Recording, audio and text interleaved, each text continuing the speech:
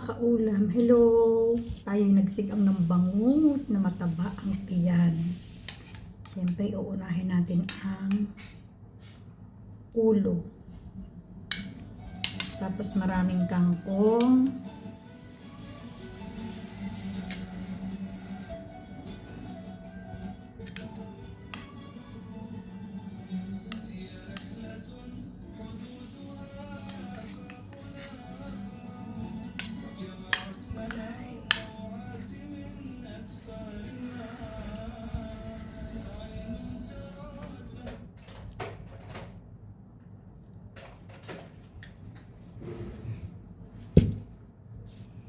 Plus ang ating paa ng manok.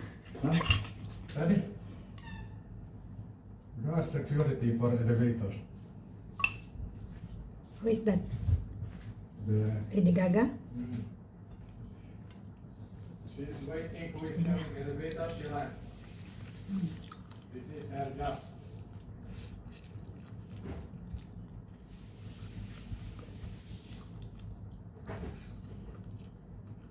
Kalamyas na tuyo.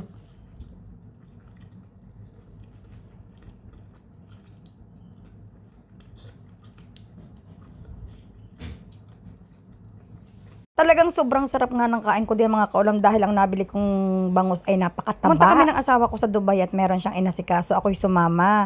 Nung pauwi na kami sa bahay, sabi ko daan muna kami ng fish market at ako'y bibili ng bangus dahil gusto kong kumain ng sinigang na bangus na maasim-asim.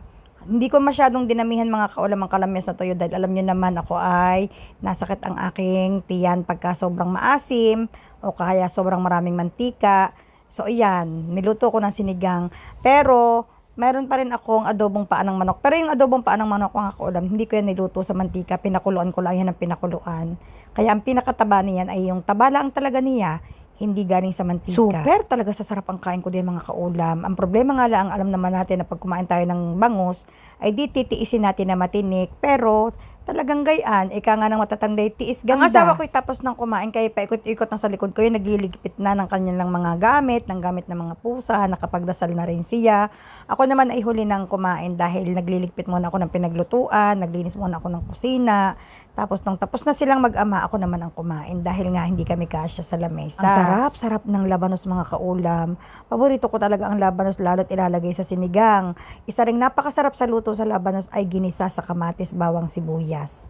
Yan, tapos may pritong isda, Diyos ko po. Isang buong malaking bangus na hinati-hati ko, tapos 2 piraso yung aking inulam diyan, tiyan, tapos yung ulo, tapos meron pang 3 gayat na natitira sa ref. Ito nga dumating ang aking kapatid ngayong araw na ito, inulam niya yung isang gayat. So may 2 pa. Kaso ang isang gayat na natitira yung buntot. Pag sinigang at buntot, madaming tinik. Diyos ko po. Dapat ay hindi ko na isasama ang buntot, ipiprito ko na lamang. Ay tinimad na akong magluto. Sabi ko, sige na nga, isama ko na rin. At least ngayon, mga 1 linggo nang nami-minimize ko na yung pagkain ng may oil. Nakain naman ako, pero yung hindi sobrang dami, yung tikim-tikim lamang. Pero hindi ako nag-uulam ng mga niluto na masyadong, yung pinadip fry talaga, hindi muna. Siguro mga banda-banda yan, mga after 1 month. Tingnan natin kung ano yung magandang epekto sa katawan o yung pangit na epekto sa katawan. Kapag may pangit na epekto, ihihinto natin. Kapag okay lang naman, babalikan natin pero unti-unti. Hindi na yung kagaya ng dati na talo ko papatay gutom kapag pritong ulam. Ngayon mga kaulam, pag may mga yung nararamdaman na edad na, iiwas din tayo. Hindi yung banat ng banat hanggat meron dyan. Tapos tsaka natin sisisihin ang ating sarili pag meron na tayong malalang sakit. Sa totoo lamang, ito yung mga ulam na namimiss ko pero ayoko nang balikan, ayoko nang kainin. Bopis, yan. Ang bopis mga kaulam ay isa sa paborito kong ulam talaga. Lalo na yung may kaunti lamang, kaunting anghang, tapos yung mga laman sa loob. Pero hindi ko na binabalikan kumain ng bopis mga kaulam. Siguro patikim-tikim kung meron somewhere sa handaan, pero hindi na ako nagluluto. Sa totoo lang, masarap ako magluto ng bopis mga kaulam. Kaso ang bopis, mataas mga kaulam sa purine. Yan ang nagpapataas ng uric acid natin mga kaulam. Lahat ng laman loob, matataas yan sa purine. Pangalawa, nilagang baka. Sobrang favorite ko ng nilagang baka, kare-kare, kaldereta. Sobrang. At ang gusto ko pa dyan mga kaulam, nung bata-bata pa ako, nung dalaga pa ako, yung talagang may taba. Pero ngayon, hindi na talaga din dahil Meron akong cholesterol, mataas ang cholesterol ko, tapos meron akong hypertension, meron akong maintenance na gamot. So, nami-minimize ko naman lahat iyan. Kahit na sobrang paborito ko iyan, kapag sinabi ng doktor na, oops, Lilo ka muna. Lilo talaga ako mga kaulam. Kaya kung napapansin ninyo, gulay, isda, ako ganyan. Pero dahil nga, naiwas muna ako sa sobrang tataas ng cholesterol. Ito pa, alimasag. Sobrang paborito kong alimasag. Kalimutan na natin yung ibang luto ng alimasag. Kahit i-steam mo lang iyan. Tapos isaw-saw mo sa sukang may bawang. Sobrang paborito ko yun. Pero mataas ang cholesterol ng alimasag. So, Lilo muna tayo dyan. Hindi ko sinasabing hindi ako kakain. Pero, bihira. So, siguro pipiliin ko na lang yung siguro mga 2 times a year. Yung ganyan. Minsan nga hindi pa ako maka once a year ng alimasag. Minsan napapalipas kong 1 taon di ako titikim ng alimasag, promise. Kahit na gustong-gusto ko, ganun. Ito pa, hipon. Kumakain ako ng hipon, yes. Siguro mga 3 to 5 times a year. Pero, kasi mga kaulam, ang pinaka-cholesterol ng hipon nasa ulo.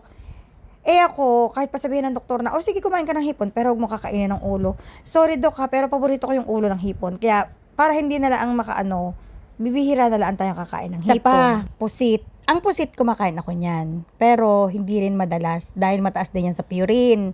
Delikado rin yan sa ating uric acid. Sobra. Kaya, ako mga kaulam, sobrang paborito ko ng pusit. Kahit anong luto pa yan. Adobo, prito, ginataan, anything, name it. Basta pusit, hindi ko inuurungan.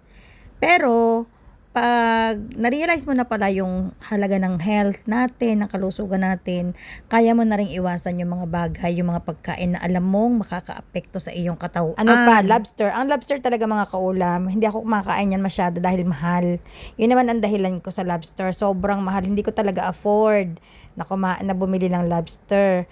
Isa pa, mataas nga sa cholesterol. Tapos, lalo akong high blood sa taas ng presyo noon. Kaya, tiis-tiis muna na hindi makakain ng lobster. Sa mga handaan, minsan pag pumupunta ako na may lobster, kukuha lang ako ng kaunti, titikim lang ako para lang masatisfy ko yung, alam niyo yung feeling. Pero hindi ako yung kakain talaga, uulamin, no. Dahil takot talaga ako mga kaulam. Mabuti na sabi nga nila, iwasan na kaysa magkasakit ka pa. Nga nagpapasalamat ako dahil kaya ko palang mag-control sa ganyan.